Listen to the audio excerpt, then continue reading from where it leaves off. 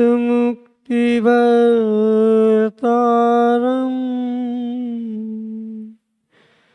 वृषनायकम्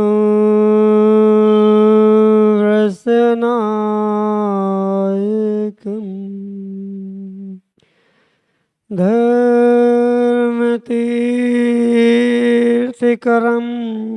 ज्येष्ठं वन्दे अनन्तगुणार्णवम्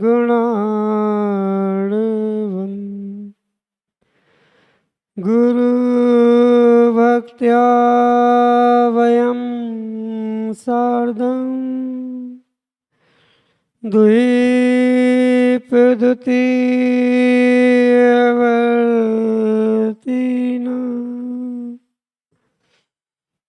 वन्दामहे त्रिसङ्ख्यान् नवकोटिमुनीश्वरम्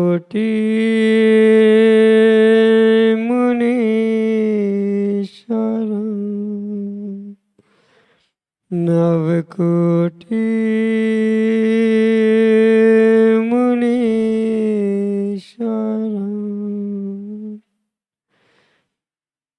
अनंत अनंत सिद्ध परमेष्टि भगवान की देवादिदेव 1008 भगवान पार्श्वनाथ स्वामी की वर्तमान शासन नायक भगवान महावीर स्वामी की परम पूज्य आचार्य भगवान कुंद कुंद स्वामी की परम पूज्य वात्सल रत्नाकर आचार्य भगवंत विमल सागर जी महाराज की परम पूज्य गणाचार्य श्री विराग सागर जी महाराज की परम पूज्य आचार्य भगवंत गुरुवर विशुद्ध सागर जी मुनि महाराज की परम पूज्य मुनि श्री सुप्रभ सागर जी महाराज की 3,9 करोड़ महामुनिराजों की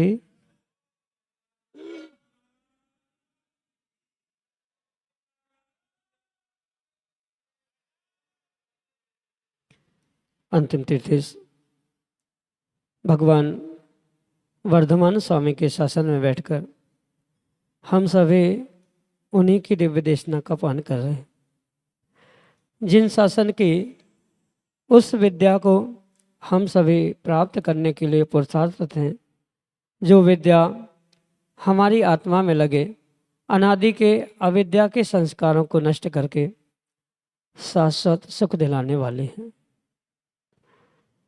अनादिकाल से भटकता हुआ यह जीव अनंत संसार में परिभ्रमण करते करते अनेक योनियों में मात्र और मात्र दुख को ही प्राप्त किया, दुख को प्राप्त किया, दुख से बचने का उपाय भी प्राप्त खोजा, लेकिन उस उपाय तक पहुंच नहीं पाया जीव। कभी पहुंचा भी तो मात्र मार्ग तक पहुंचने के बाद और उस मार्ग से वापस भी हो गया। कारण क्या था? क्योंकि संसार में जितने भी जीव हैं वे क्या चाहते हैं? मात्र और मात्र दुख से बचना चाहते हैं और सुख को प्राप्त करना चाहते हैं। लेकिन पंडित जी, सुख को प्राप्त करेंगे कैसे? उस सुख को प्राप्त करेंगे कैसे? तो आचार्य भगवंत ने उस सुख की प्राप्ति का मार्ग बतलाया। उस सुख की प्राप्ति का मार्ग क्या था? उस सुख की प्राप्ति का मार्ग था ध्यान। क्या था? ध्यान था उस सुख की प्राप्ति का मार्ग। और आप लोग ध्यान करते क्या? आप लोग ध्यान करते क्या? अभी समय सार उपासक साधना संस्कार शिविर में महाराज ने भी 10 दिन ध्यान कराया। जो शिवरार्थी थे सारदगंज के, तो बहुत सारे शिवरार्थी थे जागे से। आनंद आया कि नहीं आया? अद्भुत ध्यान हुआ पंडित जी, ऐसा ध्यान हुआ। आजकल डिजिटल ज़माना है और महाराज टेक्नोलॉजी का उपयोग करके ऐसा अद्भुत ध्यान कराया। लोगों ने कहा महाराज जी भूतो न भविष्यति। और वास्तव में ध्यान का जो आनंद होता है वह ध्यान का आनंद शब्दों में नहीं कहा जा सकता। जब एक अपन हमने मात्र मात्र उस ध्यान की अभी कल्पना थी, ध्यान की मात्र विधि सिखाई थी महाराज ने कि ऐसे ध्यान करना चाहिए, और उस विधि में जब इतना आनंद आया, जब हम उस ध्यान की उत्कृष्टता को पहुंचेंगे तो कितना आनंद आएगा। आप सोचो कि जो योगी ध्यान में तल्लीन होते हैं वे संसार के सभी दुखों से परे हो जाते हैं, संसार के सभी विकल्पों से परे हो जाते हैं। कैसे हो जाते हैं? क्योंकि वे उस ध्यान के आनंद को प्राप्त करते हैं। और आनंद जी, आनंद भैया, जब तक ध्यान के आनंद को हम नहीं समझ पाएंगे तब तक वह ध्यान का जो फल प्राप्त होना चाहिए था हमें, संजय भैया, विकल्पों में ध्यान नहीं होता है। विकल्पों में तो विकल्प संसार का ही कारण बनते हैं। क्योंकि ध्यान के भेद 4 प्रकार के ध्यान आचार्य भगवंतों ने कहे हैं, और उन 4 प्रकार के ध्यानों में से हम 2 प्रकार के ध्यान तो प्रतिदिन करते हैं। आप लोग ध्यान करते माताओं? नहीं करते। माताएं कह रहे नहीं करते ध्यान तो करते हैं। ऐसा कोई संसार का जीव है ही नहीं जो ध्यान ना करता हो। ध्यान तो करते हैं, लेकिन कौन से ध्यान करते? जो ध्यान संसार के कारण थे। आर्त रौद्र ध्यान तो हम करते हैं, लेकिन आज तक हमारा कदम शुक्ल ध्यान की ओर नहीं बढ़ा। क्योंकि एक बार का ध्यान, मात्र अंतर मुहूर्त पर्यंत का ध्यान आपको भगवान बना देता है। फिर रावका जी कहते हैं, महाराज जी हम तो घंटों घंटों ध्यान करते, घंटों ध्यान। रावका जी, ना तो आप धर्म ध्यान भी घंटों नहीं करते, और शुक्ल ध्यान तक तो श्रावक पहुंचने की बात ही खत्म है। क्योंकि आचार्य भगवंत ने लिखा है कि मात्र अंतर मुहूर्त पर्यंत किसी एक वस्तु का चिंतन करना, एक वस्तु पर अपने चित्त को स्थिर करना, इसका नाम ध्यान है। आप लोग ध्यान करते हो? आप लोग ध्यान करते हैं महाराज जी। हम भी ध्यान करते एक वस्तु पर अंतर मुहूर्त क्या, हम तो घंटों ध्यान करते नहीं करते माँ? घर कैसे चलाना, परिवार कैसे चलाना, भोजन कैसे बनाना। मंदिर में बैठे हैं फिर भी ध्यान किसका चल रहा है? घर का ही चल रहा है, परिवार का ही चल रहा है। अभी बस जल्दी पूजा हो जाए, कुकर लगा के आए थे क्या? जल्दी पूजा हो जाए, बच्चों को स्कूल जाना है, उनको नाश्ता बना के रखना है। ये जो चिंतन चल रहा है, ध्यान की परिभाषा लिखते हुए आचार्य भगवंत ने यही लिखा, किसी एक वस्तु पर हमारा जो चित्त को स्थिर करना, एक वस्तु का बार बार चिंतन करना, इसका नाम ध्यान था। आचार्य भगवंत पूज्यपाद स्वामी इष्टोपदेश ग्रंथ में लिखते हैं, इतस चिंता मणि द्रव्य इता पिंडा खंडकम ध्यानेन चे दुवे लव्य कुहंदिताम विवेकिना। विवेकी पुरुषों की बात कर रहे हैं कि विवेकी कौन है? क्योंकि ध्यान से चिंतामणि रत्न की भी प्राप्ति होती है, और ध्यान से खली का टुकड़ा भी मिलता है। ध्यान से संसार के भोग भी मिलते हैं, ध्यान से नरक गति भी प्राप्त होती है। जितने जितने जीव आज तक नरक को प्राप्त हुए हैं, वर्तमान में हो रहे हैं और भविष्य में होंगे, वे मात्र और मात्र ध्यान के कारण हो रहे हैं। इधर तो आचार्य भगवान पूज्यपाद स्वामी कह रहे हैं, इतस चिंतामणि द्रव्य, चिंतामणि रत्न किससे प्राप्त होगा? चिंतामणि रत्न भी ध्यान से प्राप्त होगा। काला जी, चिंतामणि रत्न भी ध्यान से प्राप्त होगा, और संसार के भोग खली का टुकड़ा भी ध्यान से ही प्राप्त होगा। और क्वांद्रिताम विवेकिना, विवेकी पुरुष है वह उस पर निर्भर करता है। आचार्य भगवंत ने ये नहीं कहा कि तुम चिंतामणि रत्न प्राप्त करने के लिए ध्यान करो, उन्होंने कहा क्वांद्रिताम विवेकिना, आपका निर्णय आप पर छोड़ दिया है। आप जानो, आपका काम जाने। आप पर छोड़ दिया। क्वांदितम विवेकिना, विवेकी पुरुष किसमें आदर करेगा? आपको कह दिया जाए कि 2 थाल भरे रखे हैं, एक थाल में चिंतामणि रत्न है और एक थाल में संजीव भाई खली का टुकड़ा है। किसे उठाओगे सबसे पहले? किसे उठाओगे? खली का टुकड़ा? खली का टुकड़ा उठाओगे क्या? खली का टुकड़ा नहीं उठाओगे धीरज भाई। सबसे पहले उठाओगे, किसी दूसरे का हाथ ना पड़ जाए, सबसे पहले चिंतामणि रत्न उठा के जेब में रखोगे। इधर तो प्रवृत्ति हमारी यही है, यही प्रवृत्ति है हमारी कि हम उत्कृष्ट वस्तु को प्राप्त करना चाहते हैं, उत्कृष्ट सुख को प्राप्त करना चाहते हैं, लेकिन कार्य हमारे उत्कृष्ट दुख के चल रहे हैं। मार्ग हमारा उत्कृष्ट दुख का चल रहा है, और जब मार्ग उत्कृष्ट दुख का है तो उत्कृष्ट सुख की प्राप्ति आपको होगी क्या? होगी क्या? नहीं होगी। सुबह से लेकर शाम तक, रात से लेकर पुनः सुबह तक जो भी हमारा चिंतन चल रहा है, जो भी ध्यान चल रहा है, अब वो कौन सा ध्यान चल रहा है? मात्र और मात्र आर्त रौद्र ध्यान ही चल रहा है। और उस आर्त रौद्र ध्यान का फल क्या होगा? आर्त रौद्र ध्यान का फल क्या होगा?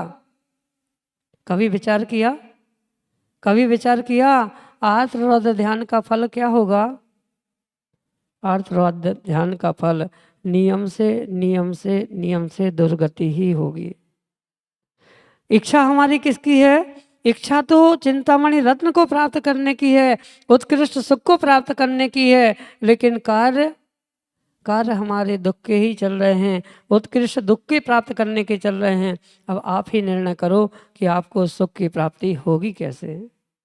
इतस चिंतामणि द्रव्य इतः पिंड्याखंड का आर्त रौद्र रूप जो ध्यान हो रहा है, आर्त ध्यान के भी आचार्य भगवंत ने 4 भेद कहे। प्रत्येक ध्यान के 4 भेद कहे। अगर एक एक ध्यान को भी समझा जाए, एक एक ध्यान को भी समझा जाए तो एक दिन क्या, 1 घंटा क्या, एक पूरा चातुर्मास मात्र एक ध्यान पर निकल सकता है। आर्त ध्यान के कितने भेद? कितने भेद काला जी? आर्त ध्यान के कितने भेद? आप लोग तो स्वाध्यायी हो। कितने भेद आर्त ध्यान के? 4 भेद। इष्ट वियोग, अनिष्ट संयोग, वेदना और निदान। ये किसके भेद? आर्त ध्यान के भेद। आर्त ध्यान के वेद इष्ट वियोग। माँ आप नहीं करते? इष्ट वियोग, अनिष्ट संयोग, पीड़ा, चिंता और निदान। पीड़ा की चिंता, इष्ट का वियोग हो गया, अब उसका चिंतन चल रहा है। कोई व्यक्ति चला गया, कोई इष्ट वस्तु हमारे हाथ से निकल गए। मोबाइल। अगर पंडित जी वर्तमान में आचार्य भगवंत कोई ग्रंथ लिखते तो जैसे जीव के 10 प्राण कहे गए हैं, 10 प्राण कहे गए हैं, अगर 11वां प्राण कोई होता तो वो क्या है? वो मोबाइल है। थोड़ी देर के लिए मोबाइल इधर उधर हो जाए, टॉयलेट भी जाते तो मोबाइल साथ में लेके जाते, पता नहीं किसका फ़ोन आ गया। अगर वहाँ पर भी जाएंगे तो वहाँ पर भी चैटिंग चल रही है। क्या चलता है? वहाँ पर भी चैटिंग। एक समय के लिए व्यक्ति मोबाइल नहीं छोड़ पाता। कौन सा प्राण? 10 प्राण जीव के कहे हैं, वे तो 10 प्राण हैं ही। 11वां प्राण, अगर संजीव भाई अपने ने समझा था ना ध्यान के विषय में, 11वां प्राण अगर आचार्य भगवंत ने धन कहा है तो 12वां प्राण मोबाइल लिखना पड़ता।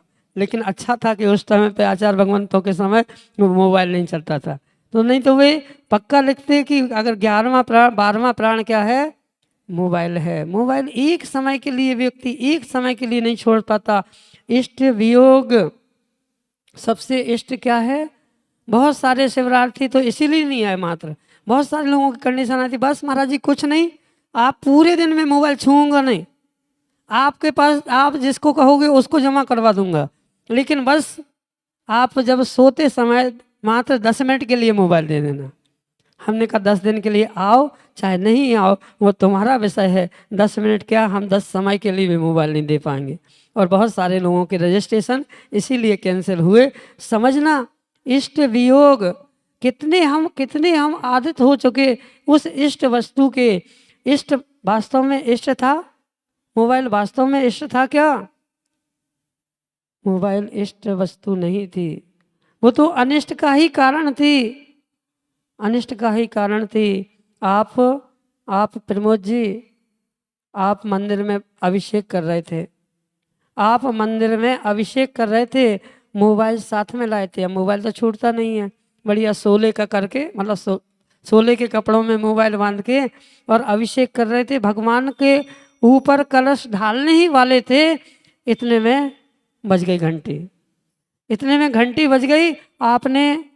आपने मोबाइल खोल के देखा, अरे बेटे की माँ का फ़ोन है। आपने मोबाइल खोल के देखा बेटे की माँ का फ़ोन है, आपने कलश रखा नीचे, कलश नीचे रखा और आपने क्या किया, आप बाहर जाके सुनने लग गए। घर से संदेश आया कि भैया भगवान पर कलश नहीं करना, सूतक लग गई है। क्या हुआ? कलश नहीं करना, सूतक लग गई। अगर आप यहाँ पर कलश उठा चुके थे, धारा छोड़ने ही वाले थे, इतने में क्या हुआ? इतने में क्या हुआ? नहीं होता क्या ऐसा? ऐसा नहीं होता क्या? ऐसा होता है, कई बार ऐसा होता है। हम पुण्य की क्रिया करने जा रहे थे, पुण्य की क्रिया करने जा रहे थे, इतने में घंटी बज गई और भगवान से वंचित हमें करा दिया। किसने? किसने? मोबाइल ने। अब बताओ, मोबाइल इष्ट का साधन था कि मोबाइल अनिष्ट का साधन था?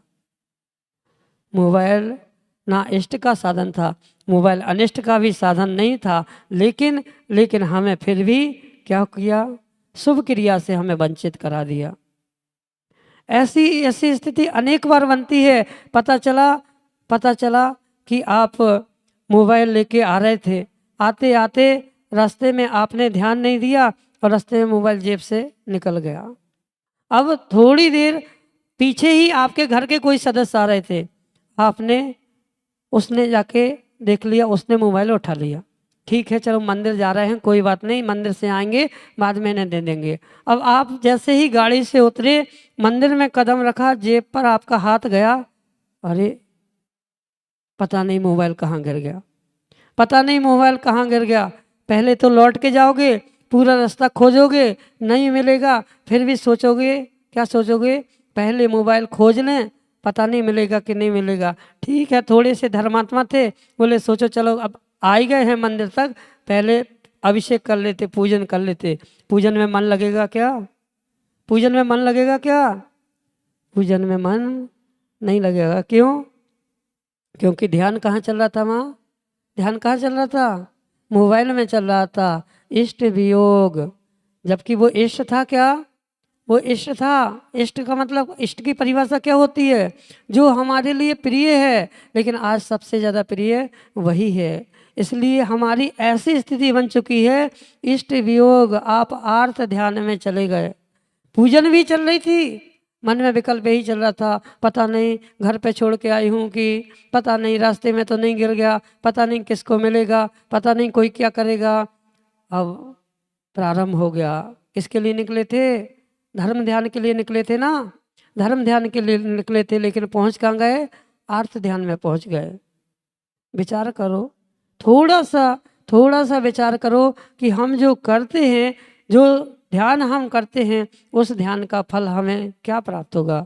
इष्ट वियोग, अनिष्ट संयोग, अनिष्ट संयोग, अनिष्ट संयोग। आप पूजन कर रहे थे, पूजन करते करते प्रमोद जी, आज आपको ही टारगेट बनाते हैं। प्रमोद जी पूजन कर रहे थे और पूजन करते करते पता चला कि कोई आपका द्वेषी आपके बगल में आके खड़ा हो गया। आप महाराज को आहार देने जा रहे थे, बहुत से इतना अनिष्ट संयोग का हम इतना ध्यान करते हैं। बहुत सारे लोग कहते हैं हमें गुरु से विकल्प नहीं है, गुरु से विकल्प नहीं है, लेकिन वो आ रहे ना इसलिए हम नहीं जाएंगे। बहुत सारे लोगों का कहना है हमने ऐसी, मात्र लखनऊ की नहीं कह रहा हूँ, ऐसी स्थिति अनेक स्थानों पर देखी है कि व्यक्ति क्या कहता है हमें महाराज से विकल्प नहीं है। आचार्य सुनाते, आचार्य बोले एक बार, बोले आचार्य के एक जगह आहार हुए, एक व्यक्ति आया, उसने आचार्य को आहार के बाद खूब सुनाया।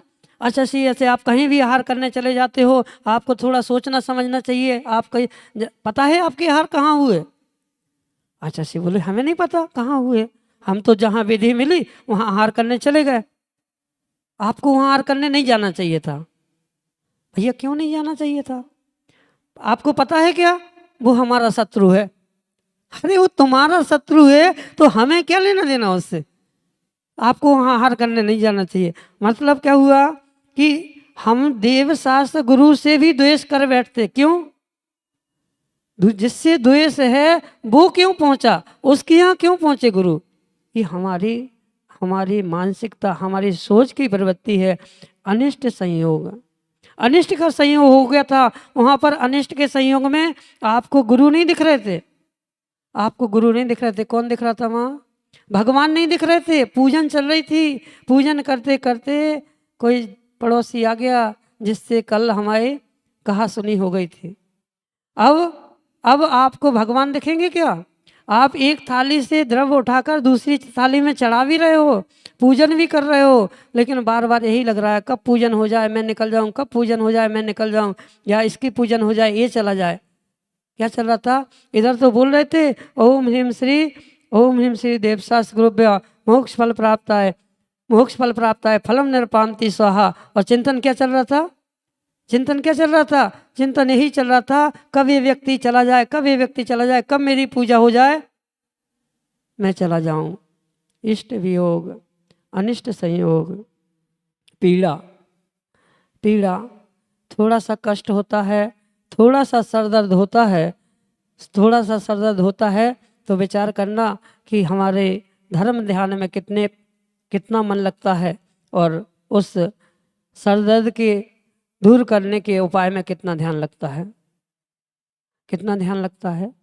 इष्ट वियोग, अनिष्ट संयोग, पीड़ा चिंता और निदान।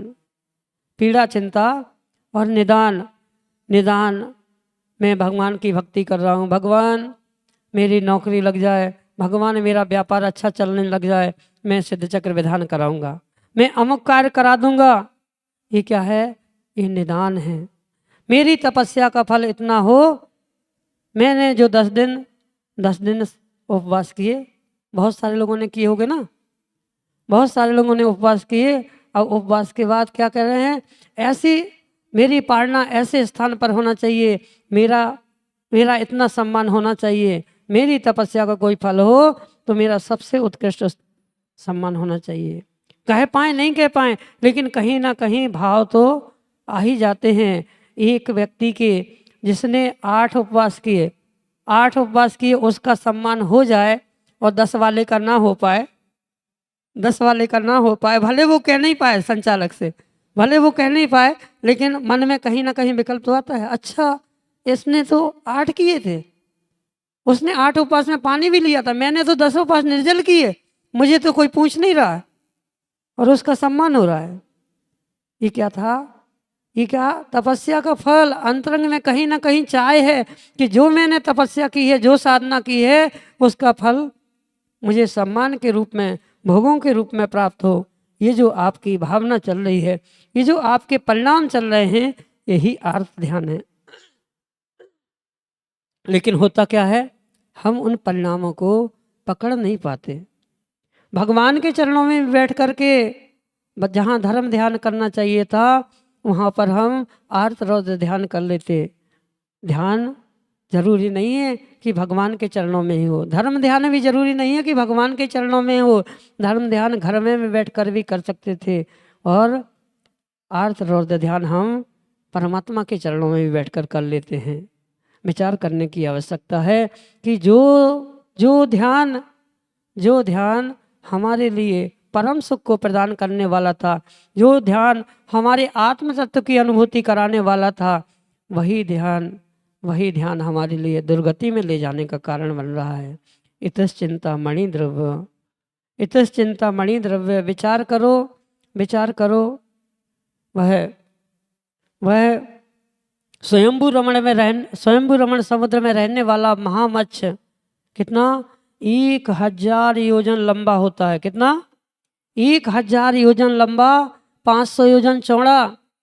6 महीने सोता है, 6 महीने जागता है, और जब जागता है तो तीव्र हिंसा करता है। लेकिन जब 6 महीने सोता है और 6 महीने सोता है तो वो कोई हिंसा नहीं करता।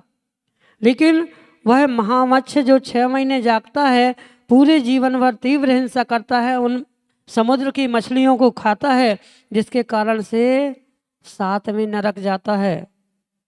कौन? महामत्स्य 7वें नरक जाता है। क्यों? तीव्र हिंसा करता है। लेकिन उसके कान में बैठा कौन?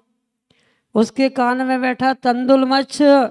उसको तंदुल मत्स्य की संज्ञा क्यों दी? तंदुल मतलब चावल के आकार का वाला, चावल के बराबर अवगाहना का महामत्स्य। कितना? महामत्स्य 1000 योजन लंबा, 500 योजन चौड़ा। और तंदुल मत्स्य कितना? कान में बैठा है उस महामत्स्य के, मात्र उस चावल की अवगाहना के बराबर। लेकिन वह खाता क्या है? वह उसके कान का मैल ही खाता है। लेकिन वह भी 7वें नरक जाता है। क्यों? क्योंकि जब वह महामत्स्य 6 माह तक सोता है तो उसका मुंह खुला रहता है। आप लोग भी सोते ना? बहुत सारे लोग सोते, और सोते सोते बहुत सारे लोगों के मुंह में भी मुंह खुले रहते, और पता चला मक्खी चली गई, मच्छर चले गए, क्या क्या जीव चले गए, और तभी जैसे ही मच्छर गया मुंह बंद कर लिया, चला गया अंदर, खा लिया। तो वह जो महामत्स्य होता है उसका भी मुंह खुला रहता है, और बहुत सारी मछलियाँ उसके मुंह में आती हैं जाती हैं, लेकिन वो खाता किसी को नहीं है। तंदुल मत्स्य देखता रहता है। क्या देखता रहता है? कि ये महामत्स्य जो है, इसके मुंह में मछलियाँ आ रही हैं, जा रही हैं, बिना किसी परिश्रम के उनको खा सकता है। वो मात्र इतना चिंतन करता कि मैं होता तो एक को नहीं छोड़ता। क्या? जो मछलियाँ आ रही हैं, जा रही हैं, अगर मैं होता। आप लोग नहीं सोचते? पड़ोसी करोड़पति है, पड़ोसी करोड़पति है, इतनी संपत्ति है। अगर मेरे पास होती तो मैं ऐसे भोग भुगता। भोग कुछ नहीं पा रहे हैं, है भी नहीं है, प्राप्त भी होने वाली नहीं है, क्योंकि इतना पुण्य नहीं है, प्राप्त भी नहीं हो पा रहे। फिर भी क्या सोच रहे हैं? मात्र सोच रहे हैं, और सोच के वह तंदुल मत्स्य भी 7वें नरक चला जाता। कौन? इतनी अवगाहना, कितनी सी? मात्र तंदुल के बराबर उसकी अवगाहना, चावल के बराबर उसकी अवगाहना।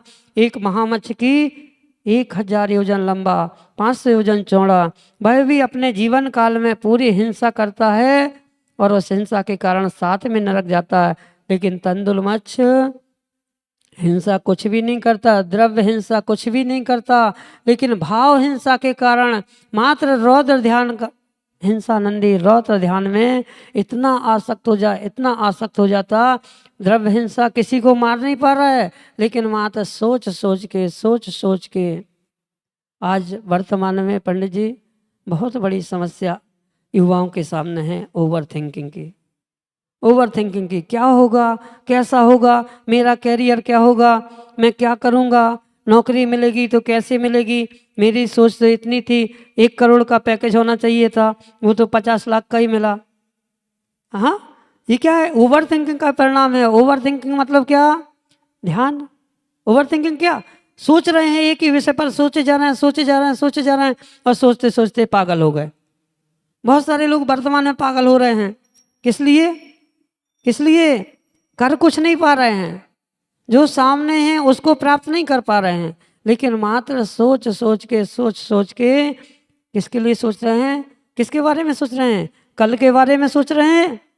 किसके बारे में सोच रहे हैं? कल के बारे में सोच रहे हैं और कल के बारे में सोच रहे हैं। किसके बारे में सोच रहे हैं? कल के बारे में, आने वाले में कल में क्या होगा, और बीते हुए कल में मेरे साथ ऐसा हुआ था। मात्र कल के बारे में सोच रहे हैं और कल के बारे में सोचते सोचते कल का सोचा और कल का सोचा और कल का सोचते सोचते कल भूमि में पहुंच गया। क्या सोचा? कल का सोचा, कल क्या होगा, कल क्या होगा, मेरा भविष्य क्या होगा, मेरा भविष्य क्या होगा।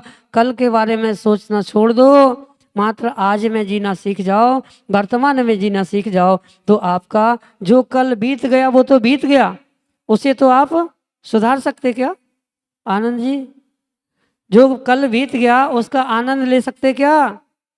उसका आनंद तो नहीं ले सकते, लेकिन कम से कम जो कल सामने है उसका आनंद तो हम ले ही सकते, अगर हम वर्तमान में जीना सीख जाएं तो। लेकिन लोग कहते हैं महाराज जी वर्तमान में कैसे जिए, वर्तमान में कैसे जिए, भविष्य की प्लानिंग तो करनी पड़ेगी। अरे तुम्हारी प्लानिंग करने से होना क्या है? होना वही है जो होना है, लेकिन हम फिर भी क्या सोचते माँ? आप लोग नहीं सोचते? आप लोग नहीं सोचते कल क्या करना है, शाम को क्या करना है, कल क्या बनाएंगे, क्या नहीं सोचते क्या? नहीं सोचते हैं। सोचने से क्या होता है? सोचने से होता है क्या? जो आप सोचते हो वो होता है क्या? जो सोचते हो वो कभी नहीं होता। जो सोचते वो होता ही नहीं है। होता तो वही है जो होता है। होता तो वही है, क्या होता है? होता वही है जो होता है, लेकिन हम सोच सोच के जो होने वाला है उसको पूरा खराब कर लेते हैं। इसलिए गुरु भगवंत आचार्य भगवान विशुद्ध सागर जी महाराज ने बहुत अच्छा सूत्र दिया। जब भी ओवर थिंकिंग चले आपकी, जब भी ऐसे परिणाम आए कि कल क्या होगा, कल क्या होगा, कल क्या होगा, एक आचार्य जी के एक सूत्र पर जीना प्रारंभ कर दो, आप कल के दुख से भी बच जाओगे और कल के भी दुख से बच जाओगे। आचार्य जी ने एक सूत्र दिया, जो है सो है। मात्र संजीव भैया इतने पर इतना इस कितना 4 शब्द हैं, 4 शब्द है ना, जो है सो है। मात्र इन 4 शब्दों को अपने जीवन में उतार लो, विश्वास मानना आप सुख से दूर नहीं हो। वह सुख भी आपको प्राप्त हो जाएगा, लेकिन हम उतार कहाँ पाते? जब जो है सो लगाते हम उसको दूसरे में, जब अपनी बारी आती तो हम भूल जाते। ये हमारी परिणति है और इस परिणति के कारण ही हम उन परिणामों को प्राप्त नहीं कर पाते, जो परिणाम, जो ध्यान हमारे लिए उस परम सुख में ले जाने वाला है। आर्त ध्यान, रौद्र ध्यान। रौद्र ध्यान, रौद्र ध्यान कितने होते? रौद्र ध्यान के भी 4 भेद कहे, हिंसानंदी, मृषानंदी, स्त्रियानंदी और परिग्रहानंदी। परिग्रहानंदी हिंसा, आप लोग हिंसा करते? आप लोग हिंसा करते कि नहीं करते? हिंसा करते हैं। अभी क्या है, मौसम परिवर्तित हो गया है, बहुत मच्छर हो गए हैं, बहुत मच्छर हो गए हैं। अब क्या किया, सोने से पहले क्या किया, बैठ लिया और घुमा दिया पूरे कमरे में, चट चट चट चट के पूरे मच्छर मर गए।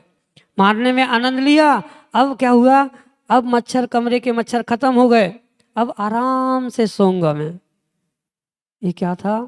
ये भी हिंसानंदी रौद्र ध्यान था।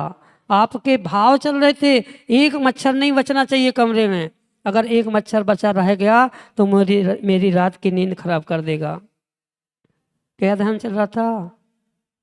हिंसानंदी रौद्र ध्यान था। हिंसानंदी रौद्र ध्यान था। और रौद्र ध्यान के कारण क्या होगा? रौद्र ध्यान से क्या मिलेगा माँ? सुख मिलेगा। रौद्र ध्यान से क्या मिलेगा? आप लोग तो ऑल आउट, आप लोग तो फास्ट कार्ड कुछ प्रयोग करते नहीं होंगे, करते नहीं होंगे ना? हाँ, क्या जरूरत ही नहीं पड़ती महाराज जी। ठीक है, आप ऑल आउट नहीं लगाते, आप बैट नहीं चलाते, आप फास्ट कार्ड नहीं लगाते। माँ लक्ष्मण रेखा खींचते कि नहीं खींचते? लक्ष्मण रेखा खींचते कि नहीं खींचते? बहुत अच्छा मिष्ठान बनाया था, अब वो उस मिष्ठान चींटियाँ खराब ना कर दे तो क्या किया, चौक घुमा दी चारों तरफ। क्या किया? चौक घुमा दी। अब उस चौक से क्या होगा? आनंद मना रहे हैं, मेरी वस्तु सुरक्षित रहेगी, अब कोई चींटी सामग्री बिगाड़ नहीं पाएगी। एक भी चींटी नहीं आना चाहिए। चौक खींचते से समय क्या सोचते? एक भी चींटी नहीं आना चाहिए, नहीं चींटी आ गई तो सामग्री खराब हो जाएगी। अब आराम से हम उस वस्तु का उपभोग करेंगे। ये क्या था? ये जो आपको उनकी मारने की प्लानिंग चल रही थी, आप क्या कहते? महाराज जी वो मरती थोड़ी है, वो तो दूर चली जाती। क्या कहते? चौक लगी रहती जहाँ पर आती नहीं है। आप देखना कैसे तड़प तड़प के वो चींटी मरती है। चौक लगी हो जहाँ पर, देखो कैसे तड़प तड़प के मरती है। वो चींटी मर रही है, आप आनंद मना रहे हो, मेरी सामग्री सुरक्षित हो गई। अरे सुरक्षा के अन्य उपाय भी तो हैं, लेकिन क्या है, हम हिंसानंदी रौद्र ध्यान में इतने इतने तल्लीन हो जाते हैं, हम सोचते ही नहीं है कि हम हिंसा कर रहे हैं। हमने क्या किया? हम यही सोचते हमने तो अपनी वस्तु सुरक्षित की, हमने कहाँ हिंसा की? आपने हिंसा ही की है। हिंसानंदी मिर्सानंदी। झूठ बोलते आप लोग? झूठ बोलते? झूठ बोलते कि नहीं बोलते? झूठ बोलते नहीं बोलते ना? बोलो ना। बोलते हैं? अच्छा स्वीकार तो कर लिया, कम से कम बोलते हैं। क्या हुआ? क्या हुआ? बेटे के पिताजी आए थे दुकान से आए, और जो पैसा आया था उनने दे दिया कि इसे रख दो तिजोरी में। आपने रख दिया और क्या किया? जो हमारे लिए चाहिए थे उतना निकाल लिया। अब जब उनने कहा था कि वो हमने 1 लाख रुपए जो दिए थे, वो 1 लाख रुपए वापस ला के दे दो। अब आपने गड्डी जैसी ली थी, जैसी उठा के वापस दे दी। अब उसमें निकले कितने? 90,000। कितने निकले? 90,000। तो 90,000 निकले तो क्या हुआ? आपने बताया नहीं कि मैंने 10,000 ले लिए। आपने क्या किया? बताया नहीं, 10,000 ले लिए। लेकिन क्या क्या? इतना तो मेरा अधिकार है ना। अब उन्होंने पूछा क्यों 10,000 निकाले थे क्या? मैंने क्यों निकाले? मैंने नहीं निकाले, मैंने तो, इतना तो मेरा अधिकार है। ये क्या हुआ? ऐसे ऐसे झूठ बोल देते जिनका कोई प्रयोजन ही नहीं होता। क्यों बोल देते? अरे वो तो मजाक मजाक में बोल दिए, आनंद ले रहे थे, हम आनंद ले रहे थे। आप झूठ बोलने में भी आनंद, भैया आनंद ले रहे थे, तो वहाँ पर नरकों में भी आपको आनंद ही आनंद मिलेगा। ये क्या हो गया? मिर्सानंदी रौद्र ध्यान, चौर्यानंदी नौ ध्यान, दोनों आपने काम एक साथ कर लिए। तीनों ध्यान आपके एक साथ हो गए। आपने सामने वाले व्यक्ति के भावों की हिंसा भी कर दी, आपने झूठ भी बोल दिया, आपने चोरी भी कर ली, और चौथा परिग्रहानंदी भी हो गया। चौथा, जितना जरूरत नहीं थी फिर भी, जरूरत कितने की थी? 2-5 हज़ार की थी, फिर भी कितने निकाल लिए? 10,000 निकाल लिए। ये क्या हो गया? परिग्रहानंदी ध्यान हो गया। ऐसी ऐसी छोटी छोटी बातों में हम ऐसे उन आर्थ रौद्र ध्यान को प्राप्त हो जाते जो हमें दुर्गति में ले जाने वाले हैं। इतस चिंता मणि द्रव्य इतः पिंड्याखंड काम। छोड़ो आर्थ रौद्र ध्यान और धर्म शुक्ल ध्यान की ओर हम बढ़ें। भले ही शुक्ल ध्यान हमें इस पर्याय में, इस अवस्था में प्राप्त ना हो पाए, पंचम काल में शुक्ल ध्यान प्राप्त ना हो पाए, लेकिन धर्म ध्यान तो हम प्राप्त कर ही सकते हैं, जो परंपरा से मोक्ष सुख का कारण है। ऐसे उस आर्त रौद्र ध्यान को छोड़ते हुए हम भी उस धर्म ध्यान की ओर अग्रसर होने का पुरुषार्थ करें, क्योंकि आचार्य भगवंत लिख रहे हैं इतस चिंता मणि द्रव्य इतः पिंड्याखंड कम। निर्णय आपका है। इतस चिंता मणि द्रव्य इतः पिंड्याखंड कम ध्यानेन चेद दुर्लभ्य। ध्यान से दोनों की प्राप्ति हो सकती है। क्वांदिताम विवेकिना, आप विवेकी हो। रावका जी विवेकी हो कि मूड नहीं कह रहा हूँ मैं, अविवेकी हो, ये निर्णय आप करना। आप विवेकी हो कि क्या हो, ये निर्णय आपका है। क्योंकि अनादिकाल से हम मात्र 2 ही ध्यान करते आए, कभी आर्थ रौद्र ध्यान तो कभी रौद्र ध्यान, कभी आर्थ ध्यान तो कभी रौद्र ध्यान, लेकिन धर्म शुक्ल ध्यान की ओर अग्रसर नहीं हो पाए। एक बार भी अगर हम धर्म ध्यान की ओर अग्रसर हों तो धर्म ध्यान का फल भी परंपरा से मोक्ष है और संसार का सुख भी देने वाला है। हम उस धर्म ध्यान को प्राप्त करते हुए अपने कल्याण का मार्ग अवश्य प्राप्त करें, क्योंकि ध्यान तो माँ निरंतर चलता ही रहता है। अब निर्णय हमारा है कि हमें कौन सा ध्यान करना है। हम आर्तरोध ध्यान करेंगे तो दुर्गति में जाएंगे, और धर्म से ध्यान की ओर अग्रसर होंगे तो निश्चित ही हमारी सुगति होगी। हमें सुगति को प्राप्त करना है तो हम उस धर्म ध्यान के स्वरूप को समझते हुए उसकी ओर अग्रसर होने का पुरुषार्थ करें, इसी भावना के साथ कि हे भगवान, हम उस ध्यान को प्राप्त करें जो ध्यान हमें परम सुख में ले जाना वाला हो, हमारी आत्मा के कल्याण का पथ प्रशस्त करे। इसी भावना के साथ जय बोलिए आचार्य भगवंत गुरुवर विशुद्ध सागर जी मुनि महाराज जी की।